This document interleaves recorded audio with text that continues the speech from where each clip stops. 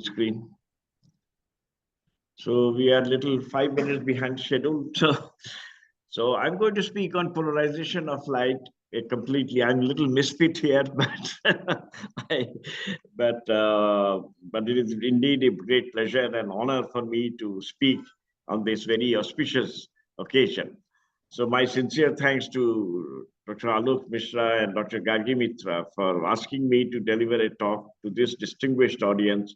And as I said earlier, I have never worked in particle physics, so my area of studies have been quite different. But even nevertheless, I find it interesting. So my deep respect to Professor Ashok Mitra, an outstanding physicist, and as you can see from the attire here, he was a remarkably simple human being. My interaction with him was during 1964 to 66, where I was for about a year and a quarter. I was a pool officer at Delhi University, and he was, of course, professor of physics. And I would often go to him for simple doubts, and he would be so nice, so warm, and it was a pleasure to interact with him. Professor Ghatak, I apologize for interrupting you. You are still not full screen to us. Oh, so then you share the screen. Oh, sorry. Okay. Sorry. Okay, you share the screen. Okay, we'll do that. No problems. Just give me 15 seconds. It says you cannot share screen while others are participating. Oh, okay. So I have not been allowed, so you share the screen now. Absolutely. Let's see. Here we go. So there are two versions, a PPT or a PDF. Which one would you PPT, PPT. Okay.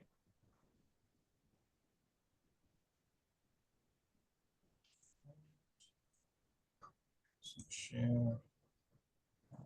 Share.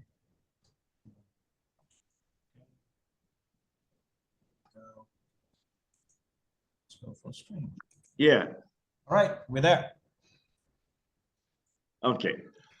So, so it's my great pleasure to be present and a deep honor for this Professor Ashok Nath Memorial Meeting. Next slide. I wish I could do that. My sincere thanks to Dr. Alok Mishra and Dr. Gagi Mitra for asking me to deliver a talk to this very distinguished audience. And as I mentioned earlier, and my deep respect to Professor Ashok Nath Mitra, an outstanding physicist and a remarkably simple human being, as you can see from the dress that he's putting on here. I had briefly interacted with him. So during 1964 to 66, when I was a pool officer at Delhi University, and he was always very, very warm and very, very caring. My next slide, yeah. So the 2022 Nobel Prize in Physics was awarded to Alan Aspey, John Clauser, and Anton Zeilinger for experiments with entangled photons, establishing the violation of Bell inequalities, and pioneering quantum information science. Next slide. So I will give a very, very elementary talk, very simple talk on experiments with entangled photons and establishing the violation of Bell inequalities. Next slide.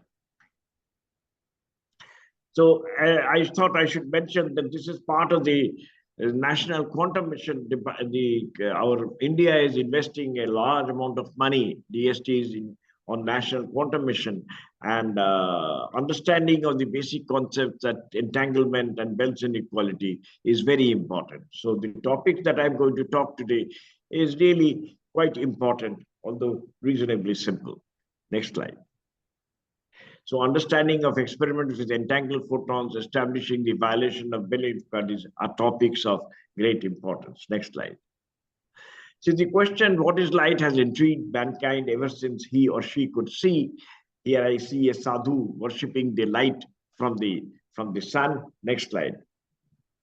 And as we all know, Isaac Newton, in his very famous book on optics, had put forward the corpuscular model of light and derived the Snell's law. Next slide. Then came Huygens, Christian Huygens, who around 1650 also put forward the wave theory of light and derived Snell's laws. Next slide. But it was around the middle of the next slide.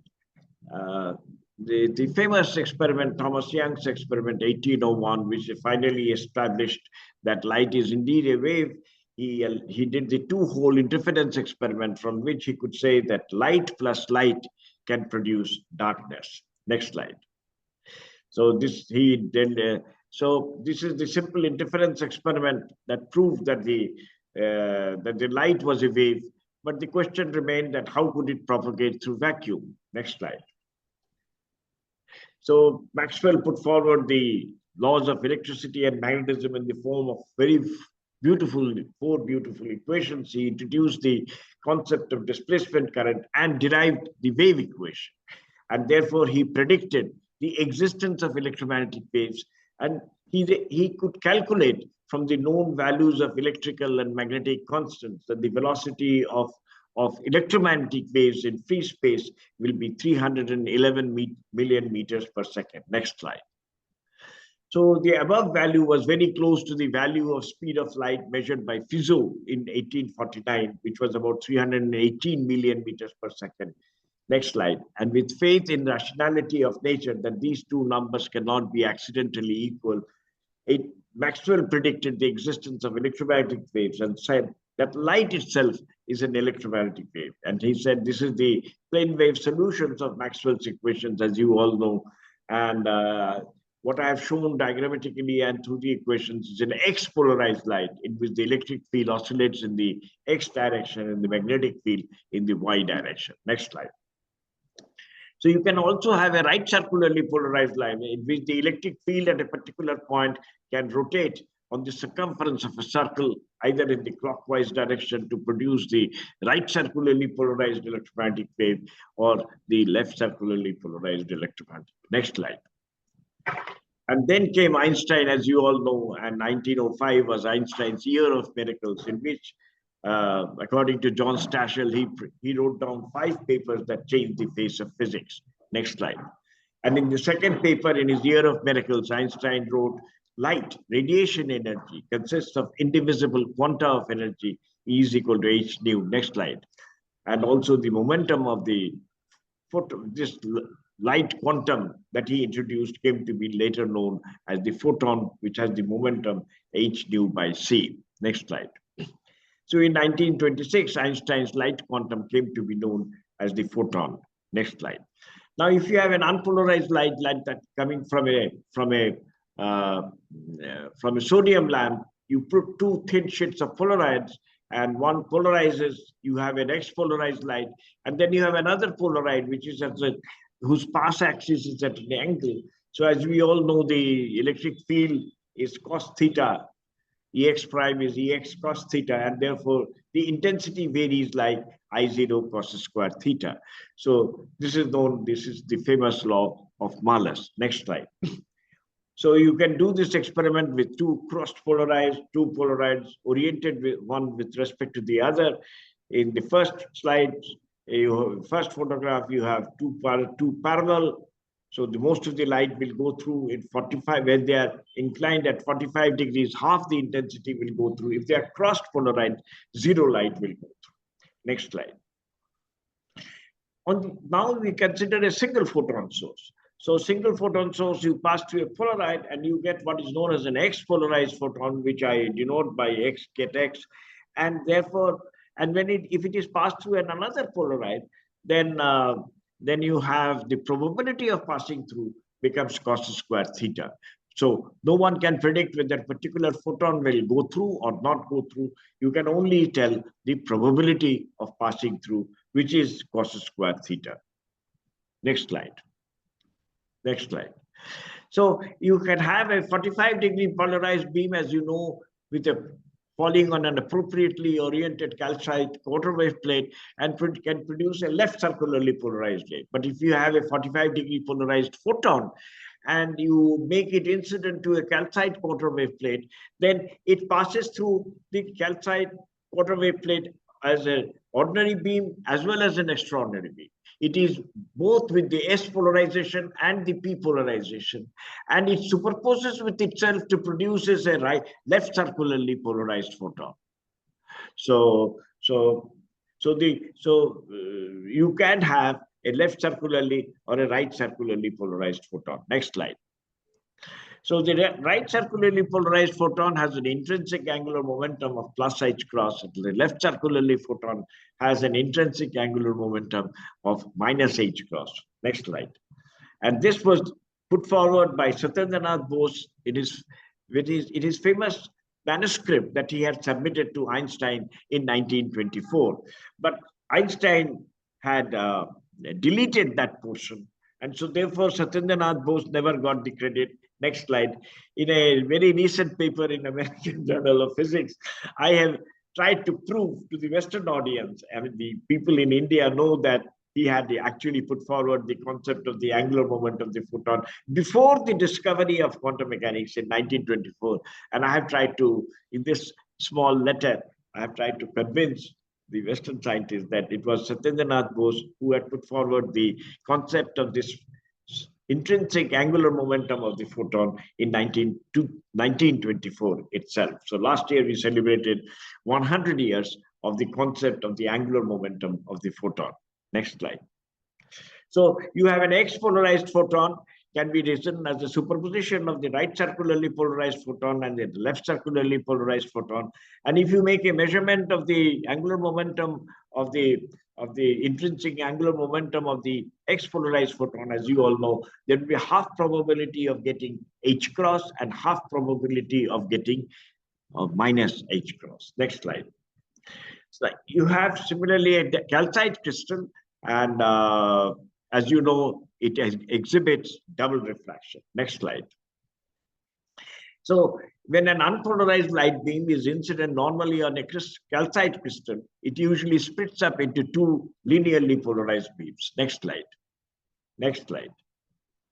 So you have a sodium lamp and you pass through a polarized, appropriately oriented polarized, you have a 45-degree polarized beam, and you allow to fall on a calcite, appropriately oriented calcite crystal. So you have an X-polarized, half the intensity goes through as an extraordinary wave as an X-polarized beam, half the intensity goes through a Y-polarized beam, and half the intensity is detected by D1, half the intensity is detected by D2.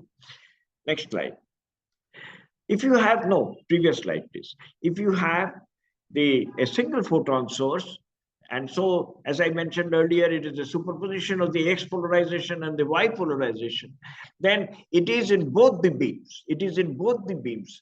And but if you make a detector, then as we all know, it will collapse to either D1 or D2. Half probability of collapsing to D1 and half probability of but before you make the measurement, it is in both the beams, and both the beams can be quite a distance apart. Next slide. So you can, the device that I showed you is an XY device. No matter what the incident polarization may be, it will split into X polarization and Y polarization. You can orient the calcite crystal, and you can have an UV device that no matter what the incident polarization may be, the output will be U polarized or V polarized. And it can be sigma polarized or eta polarized or something like that, as long as they are perpendicular to the Z-axis. Next slide. So you can have three sets, I consider three sets of orientation of the device: XY device, UV device, and sigma eta device. Next slide. So I have a calcium atom which emits two photons in successive, quickly one after the other. And if one is X polarized, the theory tells us that the other will be, from angular momentum consideration, that the other will be Y polarized. So you pass through one photon through a XY device, and it collapses to being X polarized. Then the other photon, the other photon is entangled. It will collapse automatically to a Y polarized beam. Before the measurement, the polarization is at right angles, but I do not know the polarization. Next slide. So according to quantum theory, the polarization of the photon traveling to the left or to the right is not known before one of them is measured. I only know that they are at right angles to each other. Next slide.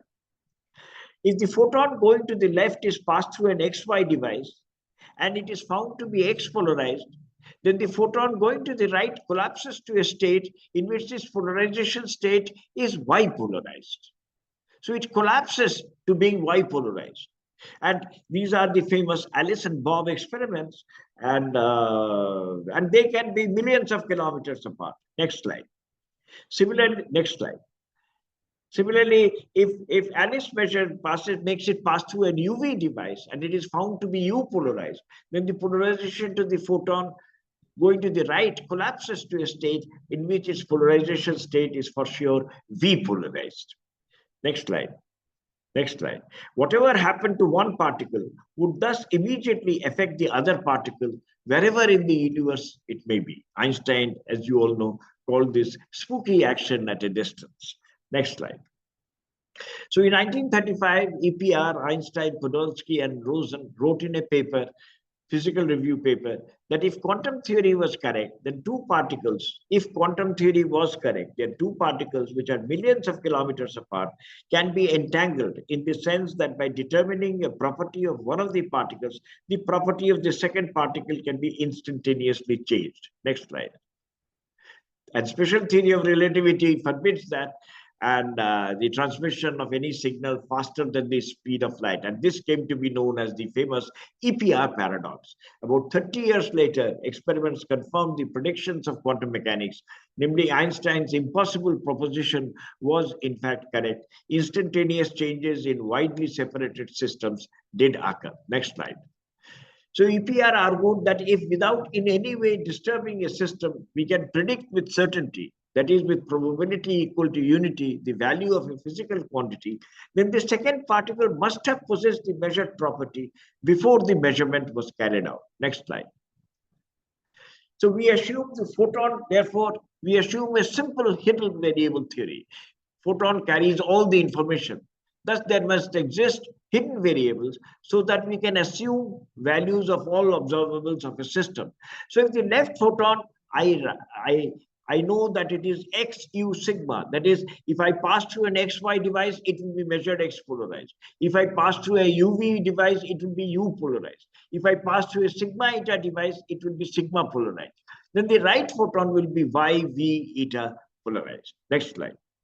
Similarly, you can have left photon as YV sigma and the right photon will be XU eta. Next slide. So since there are three orientations of the device, XY, UV, and sigma eta, there can be 8 possible combinations, nothing more.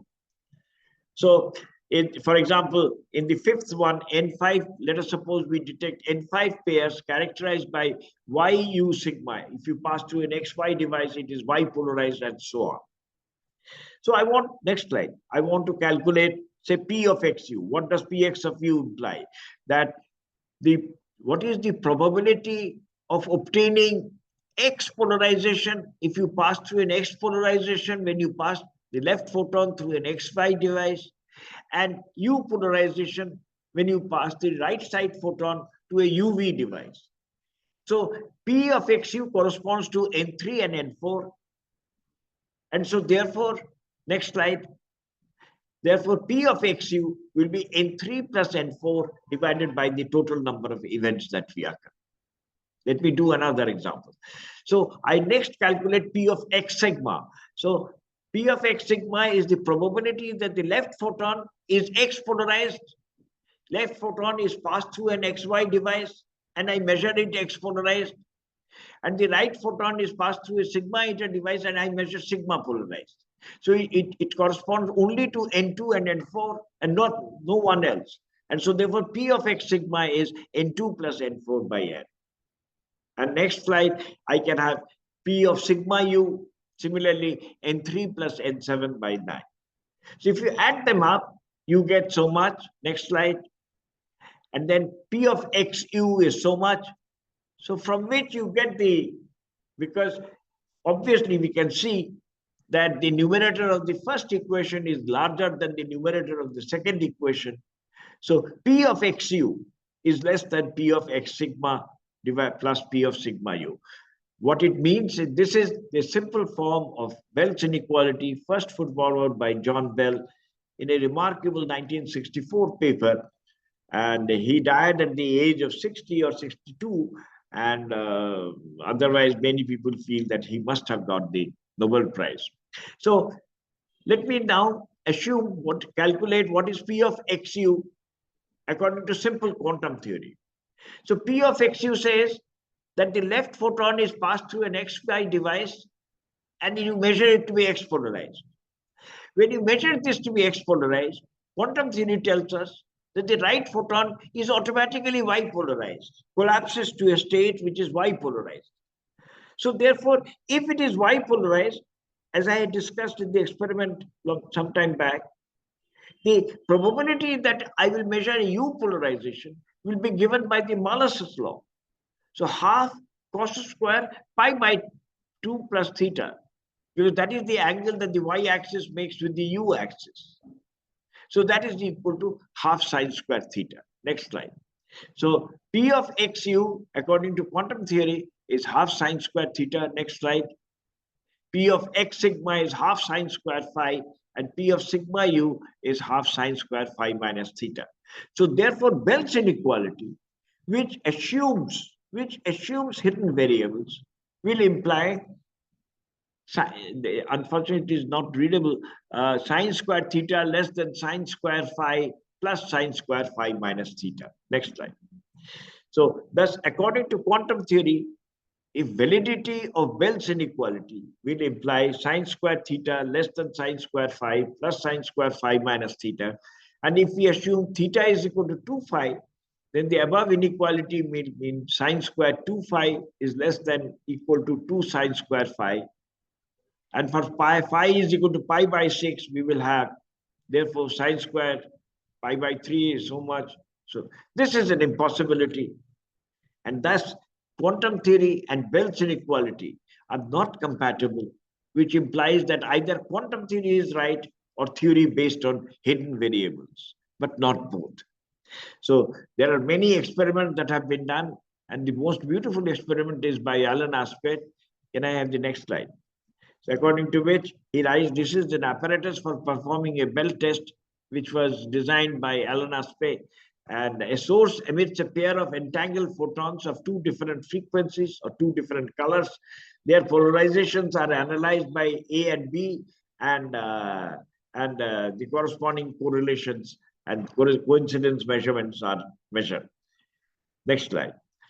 Alan Aspect writes, the linear polarization correlation of pairs of photons emitted in a radiative cascade of calcium has been measured. The new experimental scheme using two-channel polarizers is a straightforward transposition of the EPR thought experiment. The present results, so they measure the P of xu and P of xv and things like that. They are in excellent agreement with the predictions of quantum mechanics, lead to the greatest violation of Bell's inequalities ever achieved. Next slide. So Bell's theorem represents, to quote Anton Zeilinger, as one of the most profound discoveries since Copernicus. Bell delivered, Anton Zeilinger got a part of the 2022 Nobel Prize. Bell delivered a death blow to the local realistic picture of the world. Many experiments have demonstrated that the predictions of quantum mechanics for entangled particles are fully correct, and the world is really as crazy as predicted by basic quantum mechanics. Next slide. You can do the same experiment using the famous Stern-Gerlach experiment. You see, as you all know, Stern-Gerlach experiment, you have a silver atom which has the magnetic moment of the electron, which has the angular momentum of the spin angular momentum of the electron, and therefore, by passing through an homogeneous magnetic field in the z direction, you make a measurement of the z component of the angular momentum of the electron, and it collapses to either z up state or the z down state. And next slide. And so if you prepare a z up beam and pass through a Stern-Gerlach apparatus in the x direction, then there is a half probability of measuring the x up state and a half probability of measuring x down state. Next slide. So you can think of something like that, although these experiments are very difficult to perform, a singlet state, a positronium in the singlet state, electron-positron pair. And so therefore, it's a superposition of spin up and spin down and spin down and spin up. And if they are dissociated, then one will be spin up, the other will be spin down. The electron and the positron will be entangled. However, these experiments are extremely difficult to perform. It's much easier to do experiments with photons. Next slide. So the most fundamental theory now available is probabilistic in form and not deterministic, David Bohm. Next slide. So these are the most beautiful books on quantum mechanics. Dirac, Feynman, as you all know, quantum theory by David Bohm, and quantum mechanics by Rohan Tanuji. Next slide. And here is Dirac and Feynman. And David Bohm, as most of you will know, became a philosopher and became a disciple of J. Krishnamurti. And here in the third slide, you have Rohan Tanuji receiving the Nobel Prize. And on the right is Nicole and Dan Ostrowski, very good friends of mine, who translated the book on quantum mechanics. Next slide. What I have said today, all the slides are given in the 8th edition of my book on optics. Next slide. Thank you for your attention.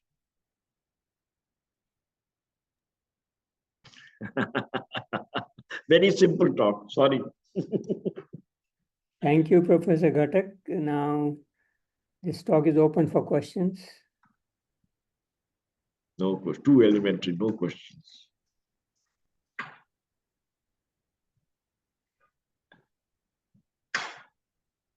Chalo, it's just 12, so we can go to the next session. Okay.